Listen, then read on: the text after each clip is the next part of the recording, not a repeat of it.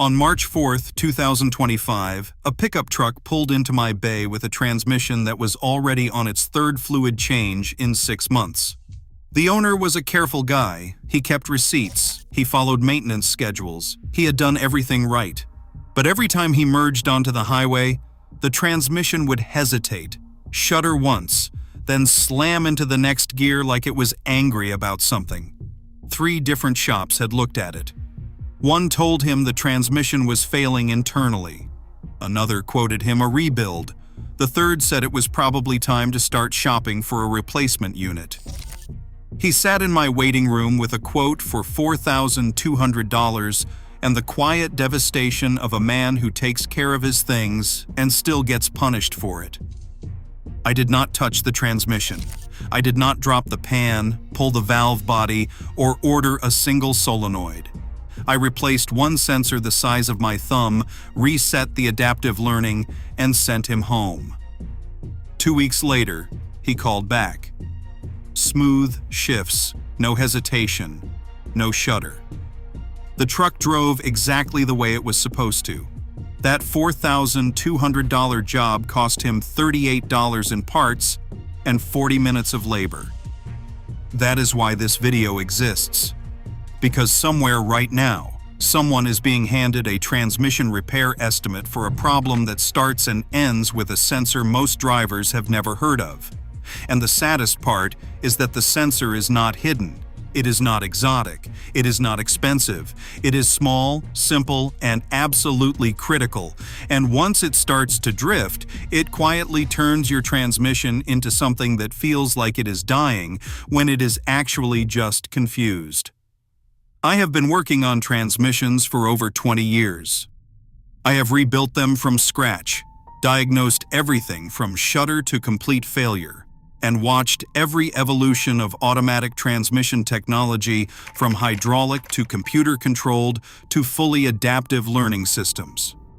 And in all that time, the single most misdiagnosed component in the entire drivetrain is not a solenoid, not a clutch pack, not a torque converter. It is the transmission output shaft speed sensor. And most drivers do not even know it exists. Here is what nobody tells you when they hand you that repair estimate. Your transmission does not think for itself. It receives information from sensors, it runs that information through the control module, and it acts on what it believes to be true. If the information is accurate, the transmission shifts smoothly, efficiently, and at exactly the right moment. But if the information is wrong, if one signal drifts even slightly, the transmission responds to a reality that does not exist. It overcorrects, it hesitates, it hunts for the right gear and never quite settles on it. From the driver's seat, that feels like internal mechanical failure. And from that feeling alone, shops build estimates worth thousands of dollars. The output shaft speed sensor is the one feeding your transmission control module, TCM, real-time data about how fast the output shaft is spinning.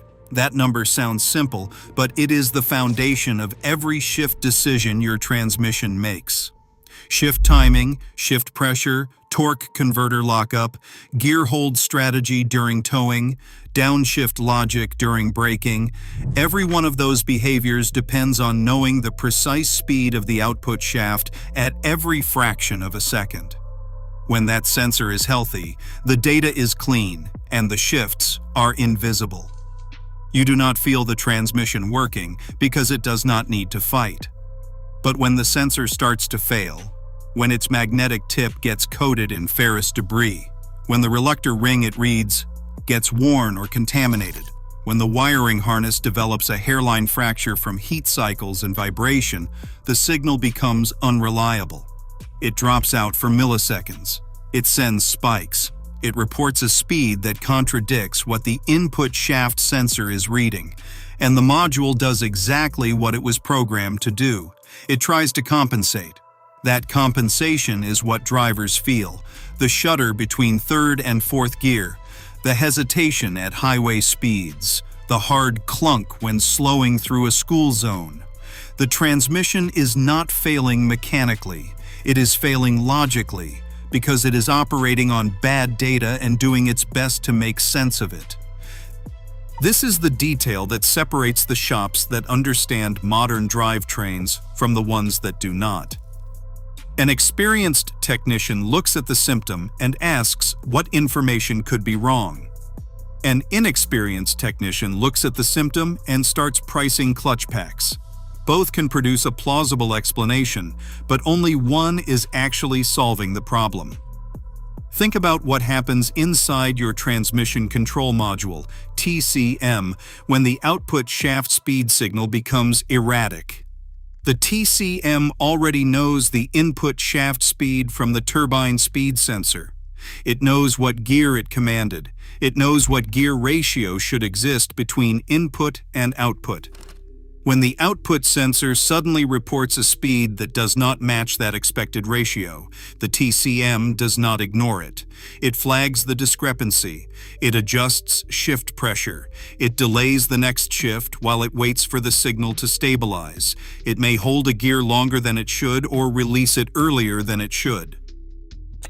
Over time, if the signal keeps misbehaving, the TCM writes adaptive pressure corrections into its long-term memory, trying to compensate for what it perceives as a mechanical inefficiency. Those adaptations are not corrections. They are mistakes being permanently written into the system. And once they are stored, even replacing the sensor does not automatically undo them. The module keeps compensating for a problem that no longer exists, and the shifts remain off until the adaptive memory is cleared and the system is allowed to relearn from accurate data. This is why so many transmission problems do not fully resolve even after the right parts are installed. The repair was correct, but the reset was skipped. The ghost data is still running the show. I have seen this play out more times than I can count. A driver replaces a speed sensor because a code pointed to it. The shop clears the code. The driver picks up the car. It shifts better for 2 days, then the harshness comes back. They return to the shop, and now they are told the sensor did not fix it. The real problem must be deeper. And so begins the escalation. A solenoid is replaced, then a solenoid pack, then a valve body. Each time the car improves slightly because each replacement triggers a brief relearn cycle. But without a full adaptive reset and a proper relearn drive cycle, the transmission control module rebuilds its corrupted logic around the new parts, and within weeks, the symptoms drift back. This pattern is not a conspiracy. It is a failure of process. The diagnostic step that matters most, resetting adaptive memory and verifying the relearn cycle, is also the step that generates the least revenue. There is no part number for a reset. There is no labor code that pays well for a 40-minute drive cycle, so it gets abbreviated. It gets skipped. The driver keeps coming back, and the shop keeps billing. You need to understand what this sensor actually looks like and where it lives. It threads into the transmission housing near the tail shaft, where the output shaft exits the case and connects to the drive shaft or axle. It sits close to a toothed ring called a reluctor wheel, or tone ring. And as that ring spins past the sensor's magnetic tip, it generates a pulsing voltage signal. The faster the shaft spins, the faster the pulses, and the transmission control module reads that frequency and translates it into a speed value. The design is elegant and simple, and it works perfectly when the tip is clean. The gap between sensor and reluctor is correct, and the wiring is intact. The failure modes are simple. The transmission produces metal particles during normal operation. Not catastrophic amounts, but enough that over years of service, ferrous debris accumulates in the transmission fluid and gets drawn toward the magnetic sensor tip. That buildup muffles the signal, like trying to read a barcode through a smudged lens. The pulses become weaker. The transmission control module receives a lower amplitude signal. At low shaft speeds, the signal can fall below the threshold. The module needs to register a reading at all, and suddenly the transmission control module sees 0 output shaft speed while the vehicle is clearly moving. That contradiction triggers every defensive shift strategy in the module simultaneously. The transmission stiffens, delays, and sometimes refuses to shift at all until the speed reading returns. The reluctor ring itself can also be the source. It is pressed onto the output shaft and must spin true, with each tooth passing the sensor at a precise distance. If the ring is damaged, corroded, or has lost a tooth from debris impact, the signal pattern becomes irregular. The transmission control module receives pulses that do not match any expected pattern for any gear ratio, and it responds with the same confusion and compensation it always does when the data stops making sense. And then there is the wiring. The output shaft speed sensor lives in a harsh environment. It is exposed to transmission fluid, road debris, heat, and constant vibration. The connector can corrode. The harness can chafe against the transmission case over years of engine movement and develop intermittent shorts or opens. These are the most frustrating failures because they come and go. The car shifts perfectly on a warm, dry day and harshly on a cold, wet morning. The signal drops out on rough roads and returns on smooth pavement. No consistent code gets stored because the fault is not continuous. Shops plug in a scanner, see nothing definitive, and tell the driver they cannot reproduce the problem. The driver leaves feeling crazy. The problem continues. What makes this even harder to catch is that the output shaft speed sensor does not always trigger a check engine light or a transmission warning. The transmission control module can tolerate small deviations in the signal without logging a fault code. It compensates silently. Only when the deviation crosses a threshold significant enough for the module to classify it as a failure does a code get stored. Everything below that threshold just gets absorbed into adaptive corrections and shift timing adjustments that slowly degrade the transmission's behavior without announcing themselves.